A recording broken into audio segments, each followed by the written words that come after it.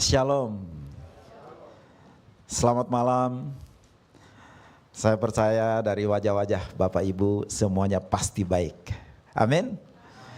Pertama-tama saya berterima kasih untuk Bapak Gembala dan seluruh tim pastoral di sini yang memberi kepercayaan sehingga saya bisa berdiri di tempat ini.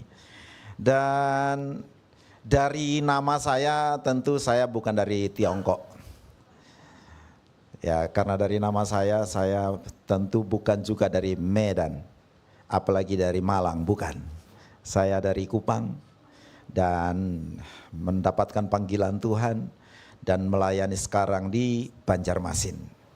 Dan Bapak Gembala di tempat ini adalah sahabat baik dan beliau juga dicintai oleh jemaat yang ada di Banjarmasin, saudaraku. Sehingga ketika mereka tahu bahwa saya akan mengundang beliau, mereka sudah excited betul. Wah, kapan gitu. Jadi hubungan persahabatan kami itulah yang kemudian membawa seperti hari ini. Bapak Ibu saudara yang saya kasih dalam Tuhan Yesus Kristus, saya dapatkan tema tentang Roh Kudus, dan minggu lalu saya melihat ibadah streaming kita di tempat ini dan hari Pentakosta minggu lalu dan berbicara tentang kepenuhan Roh Kudus, dan hari ini saya dapatkan tema dipimpin Roh Kudus. Asik sekali dipimpin Roh Kudus. Hidup kalau dipimpin Roh Kudus enak, saudaraku. Tapi tidak selalu enak, karena kadang-kadang ngeri-ngeri sedap. Wah, itu. Saudara, saya sama keluarga baru pulang liburan dan kebetulan liburannya ke tempat yang agak jauh di Jepang, dan saya tidak ngerti bahasa Jepang, istri saya tidak tahu bahasa Jepang, tapi kami liburan ke sana. Dan rupanya walaupun tidak perlu bahasa Jepang dan tidak bisa ngerti bahasa Jepang, tetapi berkat Google kita bisa jalan-jalan di Jepang. Jadi artinya kalau mau jalan di Jepang dan selamat, maka tuntunannya adalah Google. Jadi kata teman saya kalau siap khotbah, yang pertama God, yang kedua Google. Wow, jadi Google ini ada di semua aspek hidup manusia, saudara-saudaraku. Sehingga itulah sebabnya Google menjadi andalan. Saya punya keluarga di sana dan mereka kerja di sana, tinggal di sana, dan dia bilang, "Om, kalau di sini andalannya Google." Jadi akhirnya saya simpulkan bahwa kalau di sana Google itu hampir seperti, atau bukan seperti, tapi seperti pemimpin hidup orang yang tidak mengerti bahasa Jepang. Saudara, namun dalam perjalanan kehidupan kita, kalau kita andalkan Google saja, kadang-kadang sering suka kesasar. Siapa yang pernah kesasar gara-gara Google? Ayo ngaku. Saya sering kesasar gara-gara Google. Tapi malam hari ini saya mau beritahukan, kalau hidup kita dipimpin oleh Roh Kudus, enggak bakalan kesasar. Tepuk tangan bagi Roh Kudus, haleluya. Karena itu saudaraku, malam hari ini saudara, saya ingin supaya kita belajar tentang tema ini, yakni, thank you. Dipimpin Roh Kudus, ngomong sama-sama, dipimpin Roh Kudus. Berbicara tentang dipimpin Roh Kudus, saudaraku, saya mengingat pengalaman pertama, sudah lama banget, waktu ke Israel. Dan biasanya kalau kita ke Israel tuh pasti ada tour guide-nya. Mungkin next harus bareng-bareng, jadi enggak perlu pakai tour guide ya gitu ya, Pak Gembala. Dan saat itu, hari itu jadwalnya ini, karena ini pengalaman pertama dan saya bersama dengan ketua-ketua sinode, ketua-ketua aras gitu. Waktu itu kebetulan saya sebagai ketua PGLI Kalimantan Selatan, saya melayani di Banjarmasin. Dan akhirnya hari itu tripnya adalah jalan Via Dolorosa. Dan saya bawa kamera supaya mengabadikan perjalanan tersebut, dan saya lihat baterai kamera saya sudah habis. Waduh, ini harus segera beli baterai. Dan saya berjalan lebih cepat dari teman-teman, rombongan besar kami waktu itu sekitar 100 orang. Dan saya berjalan lebih cepat dari mereka dan kemudian saya masuk ke toko dan kemudian saya beli baterai. Namun apa yang terjadi karena saat itu kami sementara berada di daerah Yerusalem yang bagian Palestina. Tentu Anda yang sudah ke sana itu tahu daerah itu. Dan saya masuk ke toko dan saya beli baterai dan pas saya keluar rombongannya nggak ada. Saudara-saudara, itu walaupun pendeta, tapi dalam situasi seperti itu, bahasa roh pun mungkin sudah tidak bisa, saudaraku.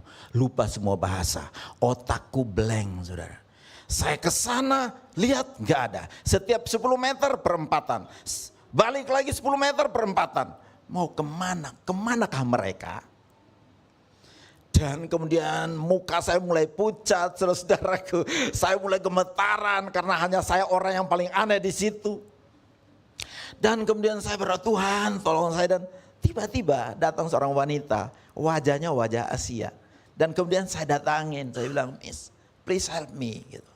Saya ini seorang hamba Tuhan dari Indonesia dengan rombongan dan saya kehilangan mereka. Dan menurut Anda kira-kira mereka daerah ini kemana?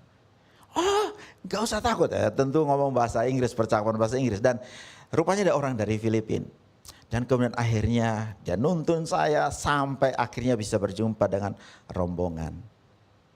Saudara-saudara, ketika berbicara tentang dipimpin Roh Kudus, kadang-kadang ada hal-hal yang mengalihkan perhatian kita, yang kemudian kadang-kadang kita kehilangan tuntunan Roh Kudus. Dan hari ini ada begitu banyak yang bisa mengalihkan perhatian kita untuk kemudian hidup kita seperti ngalir, tapi salah arah. Itulah sebabnya apa yang dikatakan oleh A.W. Tozer ya.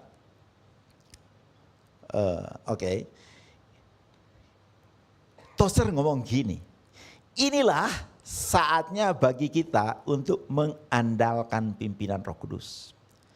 Sebab memimpin diri sendiri itu terlalu mahal harganya. Saudara-saudara, kita terbatas. Ngomong sama-sama, saya terbatas. Saya terbatas, Anda terbatas, kita semua terbatas. Karena itu saya pikir tidak salah apa yang dikatakan oleh Tozer bahwa terlalu mahal, saudaraku, ketika kita memimpin diri sendiri. Karena itu saya ingin untuk kita melihat ayat acuan kita hari ini dalam Galatia pasal yang kelima ayat 25, kita baca sama-sama. Galatia 5 ayat 25, 1, 2, 3. Jikalau kita hidup oleh roh, baiklah hidup kita juga dipimpin oleh roh. Perhatikan kalimat bahasa Indonesianya. Jika hidup oleh roh, kalau saya ganti baiklah, maka kata ini saya bilang, jika maka. Jika hidup oleh roh, maka hidup kita juga dipimpin oleh roh. Ini kalimat ada sebab dan akibat. Jikalau hidup kita dipimpin oleh roh, kalau hidup kita oleh roh bukan daging, maka baiklah hidup kita juga dipimpin oleh roh. Ada keterkaitan sebab akibat. Saudara-saudara, mengapa pimpinan Roh Kudus sangat penting? Kenapa kita butuh pimpinan Roh Kudus seperti Tozer ngomong tadi? Ada 3 alasan, saudaraku. Yang pertama, karena ketika kita meresponi panggilan Tuhan sebagai muridnya, dia punya tujuan yang melalui rencana itu kita menghidupi tujuan itu untuk menggenapi maksudnya. Ada tujuan yang harus kita selesaikan dalam hidup ini. Dan karena tujuannya itu adalah sesuatu yang mulia, maka betapa pentingnya Roh Kudus hadir untuk menuntun setiap kita. Amin. Tanpa tuntunannya kita nggak mungkin sampai ke tujuan. Dan berbicara tentang tujuan, maka berbicara tentang adanya sebuah pergerakan. Orang butuh guide karena ada perjalanannya. Kalau hanya stay, diam di tempat, nggak perlu dituntun kan? Orang nggak diam aja kok, duduk tok kok, hanya di kamar tok kok, apa yang perlu dituntun? Tapi ketika kita menempuh sebuah perjalanan, apalagi ke tempat yang kita tidak pernah datangi sebelumnya, di situ pentingnya yang namanya pemimpin. Dan di situ perannya Roh Kudus sebagai orang percaya. Ketika sebelum kita lahir baru, kita punya tujuan, kita punya ambisi-ambisi yang mungkin dari daging kita, manusia daging kita. Namun ketika kita meresponi panggilan Tuhan, maka Tuhan menggantikan tujuan kita dengan tujuannya. Dan untuk itu Roh Kudus hadir untuk menuntun kita mencapai tujuannya Allah.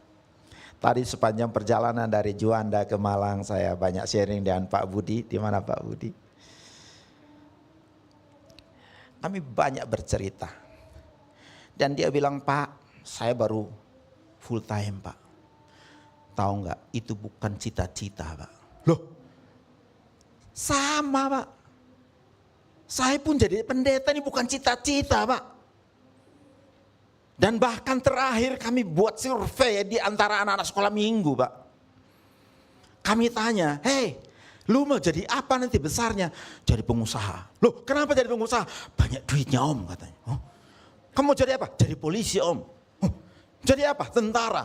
Jadi apa? Jadi dokter. Jadi apa? Pokoknya sampai saya tanya dan kemudian tidak ada satupun yang pingin jadi pendeta. Dan hatiku sedih loh saudara. Artinya hamba Tuhan bukan cita-cita. Dan saya yakin Pak Gembala pun tidak pernah bercita-cita kan jadi gembala. Benar ya Pak ya? Saya pun tidak pernah bercita-cita untuk jadi pendeta saudara. Anak desa dari keluarga yang tidak punya, merantau ke Surabaya tahun 90-an. Satu tujuannya, supaya punya duit banyak. Karena kalau enggak punya uang itu rasanya mau mati saudara. Itulah cita-cita, itulah tujuan hidup saya. Namun ketika saya meresponi panggilan Tuhan dalam hidupku, ketika saya katakan, ya Tuhan aku mau jadi hambamu, saat itu otakku semua, mataku gelap, tidak bisa melihat hari esok. Saya nangis 2 jam ketika saya menyerahkan hidupku untuk dipakai Tuhan. Tahun 95 di Surabaya. Karena apa? Karena saya tahu hari itu hidupku tidak akan pernah sama lagi. Dan saya tidak tahu perjalanan seperti apa akan saya lewati. Namun sampai hari ini saya berdiri seperti ini. Karena ada Roh Kudus yang menuntun. Tepuk tangan bagi itu Roh Kudus, haleluya. Bayangan saya tidak ada sama sekali seperti apa nanti sekian puluh tahun ke depan. Namun dalam tuntunan Roh Kudus, saya hidup dalam tujuannya step by step. Sehingga seperti hari ini saya berdiri di depan Bapak Ibu saudara-saudara. Rasanya tidak ada yang bisa dimegahkan Bapak Ibu. Karena hanya Roh Kudus yang layak untuk menerima semua kemegahan itu. Ketika saya lihat tadi bagaimana pembangunan gereja kita sudah lantai 6 dan sementara lantai 7. Bahkan nanti setelah selesai 2025 dan 2026 finishing well semuanya. Maka saya memberitahukan, biarlah hanya Yesus yang layak ditinggikan. Itulah tuntunan dari Roh Kudus untuk jemaat di tempat ini. Amin. Ada tujuan yang ingin untuk dicapai. Karena itu, ayo bergerak. Ngomong sama-sama oleh karena gitu, ayo bergerak. Jangan bergerak, Roh Kudus tuntun. Kalau diam saja dia mau tuntun. Mau kemana? Enggak kemana-mana saudara-saudaraku. Hanya dengan bergerak dia akan tuntun. Dan saya mau beritahukan saudara, belajar dari perjalanan Musa memimpin bangsa Israel dari Mesir ke tanah Kanaan. Dikatakan ketika tiang awan dan tiang api itu bergerak, mereka pun bergerak. Ketika berhenti mereka pun coba terlalu lama nih tiang api ini. Ayo kita cabut yuk. Ayo kita duluan. Apa yang terjadi? Sesat, mati binasa, saudara. Karena itu, biarlah kita bergerak dalam tujuannya. Yang kedua, ada proses hidup. Dan di dalam mencapai tujuan, tentu ada prosesnya saudaraku. Dan dalam proses itu, pembentukan untuk karakter kita agar siap untuk menggenapi tujuan Allah. Yusuf Berapa lama dia harus dibentuk karakternya. Sampai pada puncaknya seperti membalikkan telapak tangan. Jadi orang nomor 2. Tapi prosesnya itu lama. Makin lama prosesnya berarti levelnya tinggi, saudaraku. Jangan lari dari proses, saudaraku. Amin. Jangan lari dari proses. Karakter dibentuk supaya selaras dengan sifatnya Allah. Pikirannya, hatinya, mindsetnya, cara pandangnya selaras dengan Allah. Maka kalau itu sudah ready, Tuhan tuh bilang ini waktunya. Karena peninggian itu datangnya dari mana? Dari Tuhan. Yang ketiga, kenapa pimpinan Roh Kudus sangat penting? Karena ada resiko. Ya, ada resiko yang harus dihadapi, saudara. Dalam perjalanan yang kita tidak tahu finishing di mana, itu ada resiko-resiko yang mungkin saja bisa terjadi. Jadi dalam tujuan ada proses dan juga dalam tujuan ada resiko yang harus dihadapi. Saudara, bahkan ketika kita menghindari resiko, pasti ada resiko. Karena itu 3 hal. Kenapa penting pimpinan Roh Kudus bagi hidup kita? Karena ada tujuan, proses untuk mempersiapkan karakter kita sama seperti Allah. Dan kita juga akan dilatih dengan resiko-resiko yang akan kita hadapi. Saudara, saya pikir ketika jemaat ini berencana untuk membangun, pasti melalui pergumulan doa. Ada begitu banyak resiko. Kita di Banjarmasin juga, waktu pertama kali kita sudah diusir dari hotel, diusir dari rumah di mana kami kontrak untuk ibadah. Dan saat itu kami punya tempat, tapi tidak punya uang lagi untuk melanjutkannya. Kemudian saya kumpul pengurus, dia bilang, ayo, deadline kita nih hanya sekian bulan. Bagaimana hallnya kita belum bisa kita pakai. Dan kemudian tiba-tiba jemaat Tuhan gerakkan, aku mau sekian. Satu, aku mau janji iman sekian. Yang aku mau janji iman sekian. Dan dalam tempo tidak sampai sekian bulan, selesai itu barang. Memang harus diproses dulu. Melanglang buana dulu, keliling sewa sana sewa sini. Baru kemudian setelah siap, Tuhan kasih yang baik. Walaupun tempatnya tidak sebesar 10 lantai yang bakalan jadi ini, saudaraku. Tapi itu semua cerita tentang Tuhan, bukan tentang saya. Saudaraku, karena itu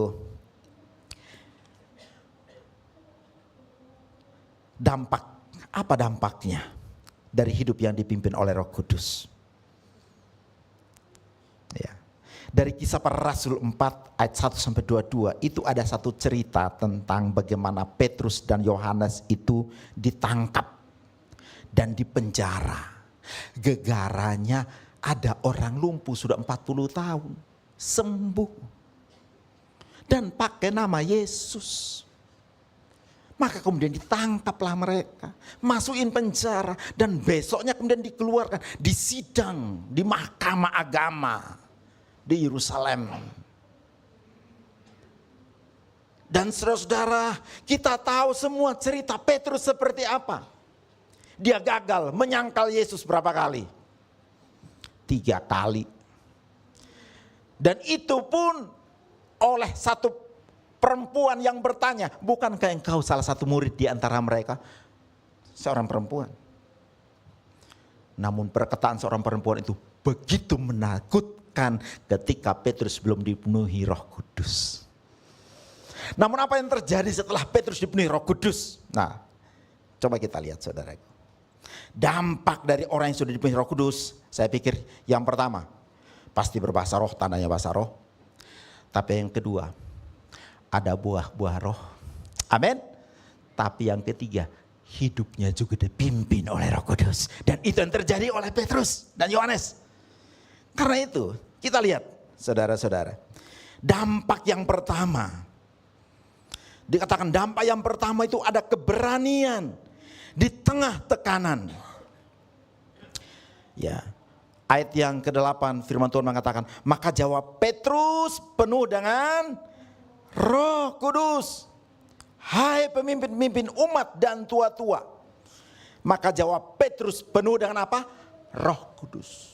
Di hadapan sidang yang tadi malam mereka baru dipenjara dan saat ini lagi di sidang. Namun Petrus bangun berdiri dan menjawab dengan gagah berani tanpa rasa takut sedikit pun. Saya beritahukan, kalau orang dipimpin Roh Kudus nggak ada rasa takutnya.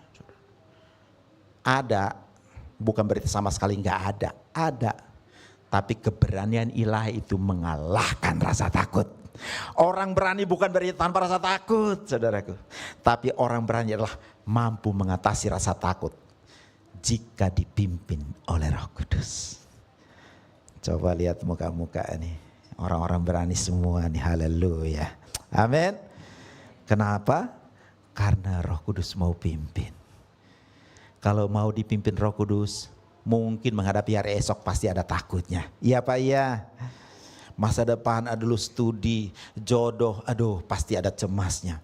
Namun kalau Roh Kudus tuntun, ada keberanian. Tidak perlu rasa takut. Jadi yang pertama dampak dari dipimpin Roh Kudus adalah apa? Ada keberanian di tengah tekanan. Ada keberanian. Yang kedua saudaraku, dampak yang kedua. Dalam Kisah 4 ayat 10 sampai 12, saya kutip ayat yang ke-12. Di sana berkata demikian. Dan keselamatan tidak ada di dalam siapapun juga selain di dalam Dia.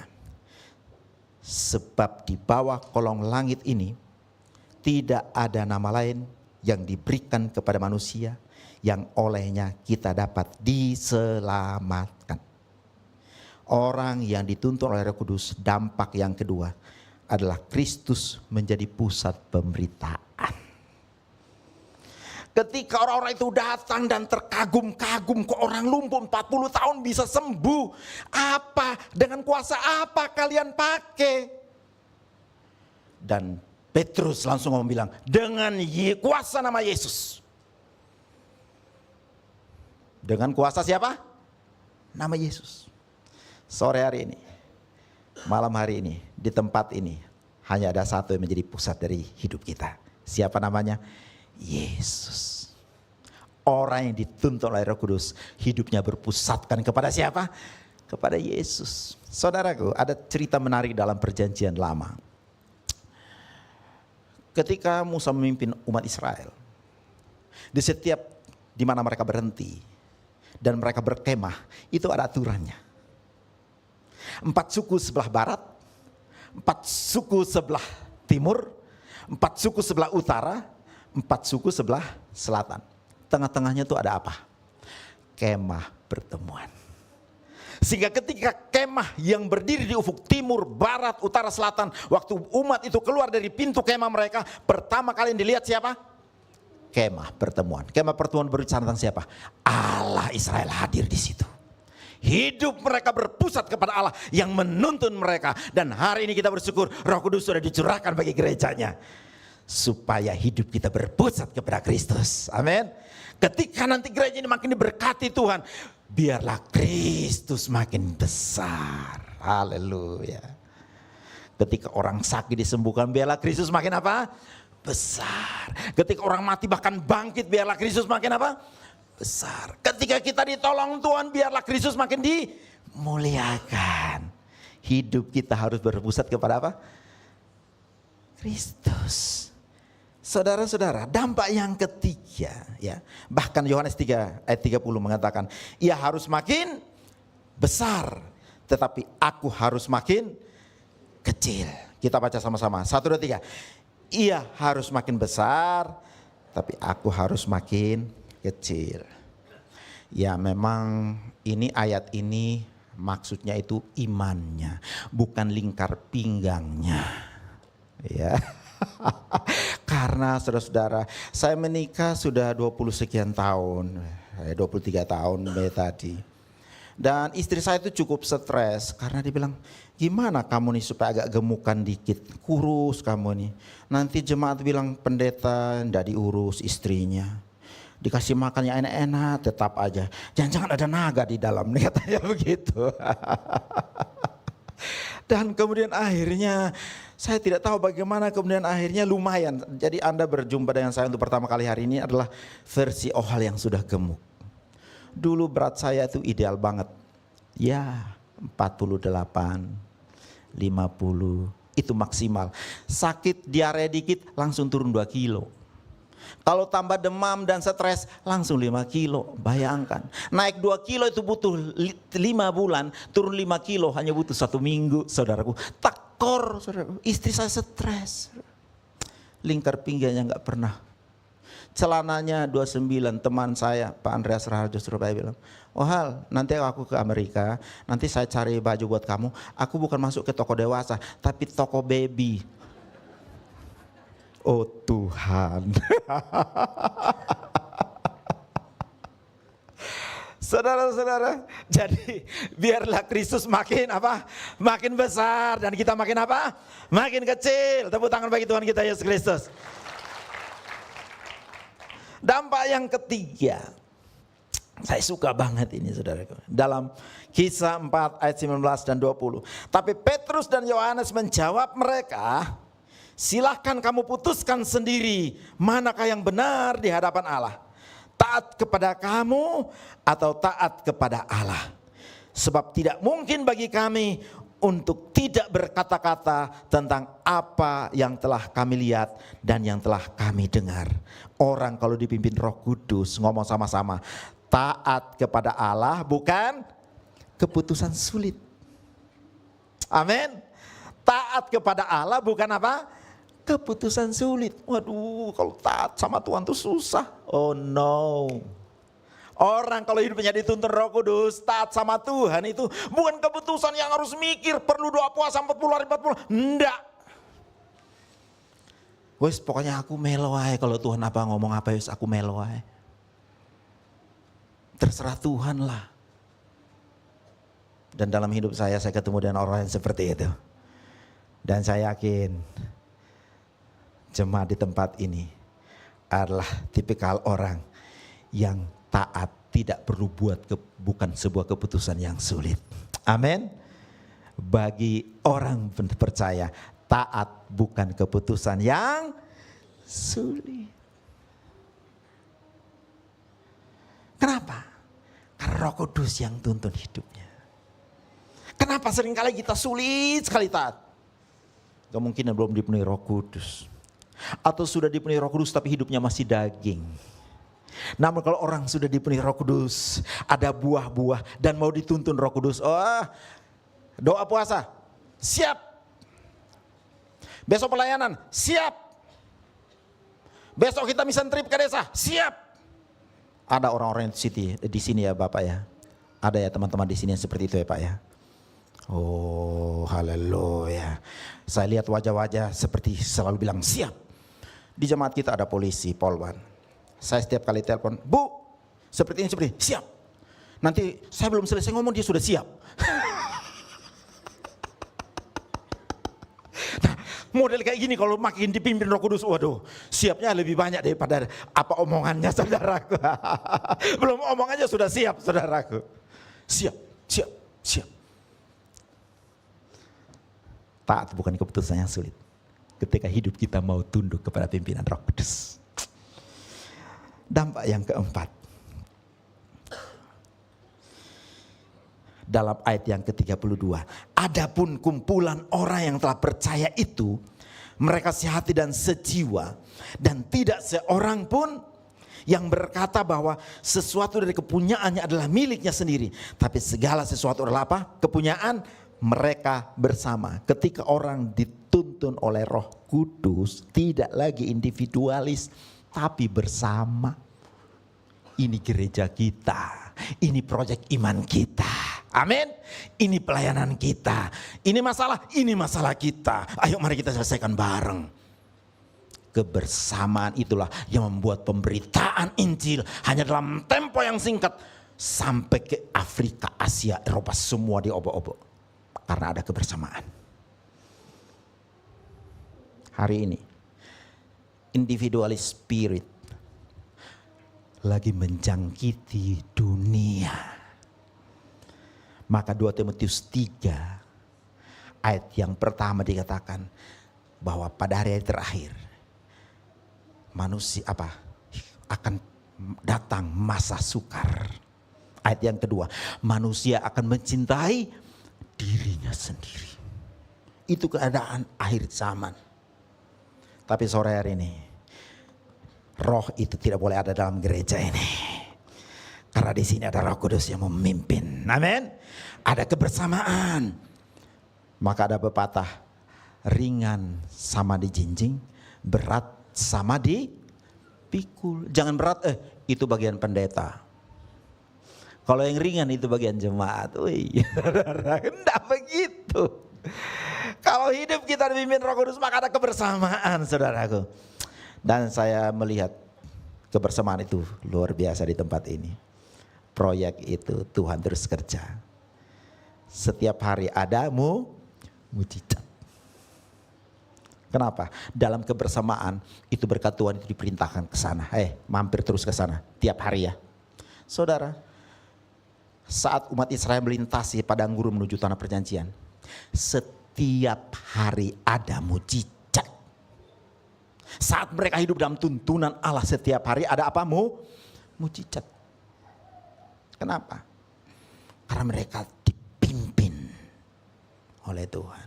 Tidak ada individualisme, tapi kebersamaan. Dampak yang kelima, saudaraku.